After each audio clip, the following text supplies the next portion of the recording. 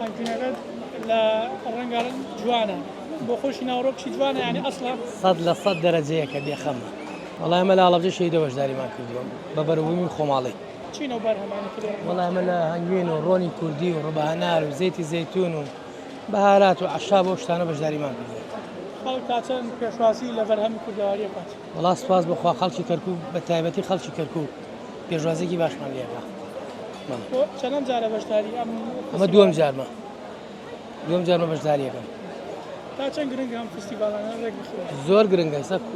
ئاشنایەکەین بە هەموو دەوڵەتان موادی کوردی خۆماڵی شتی خۆمانە هەنگێنەکە لە ڕەنگاڕەنگ جوانە بۆ خۆشی ناوڕۆکشی جوانە یعنی ئەسڵە 100% دەرەجەیەکە بێخەمە هەنگێنەکەمان بێشەکرە ئەگەڕێن بە گوندەکان لە گوندەکانە کۆیەکەینەوە خەڵک زیاتر خواسی لەسەر چی جۆرە بەرهەمی توێ لێ وەڵا لە ڕۆنی کوردیەکەمان و لە هەنگوینەکەمان و لە عەشابەکەمان خواستێکی باشی لەسەر سوپاس بخوا تا چەند گرنگە بەم شێوەیە گرنگی بە بابەت کوردەواری بدرێت زۆر گرنگە زۆر گرنگە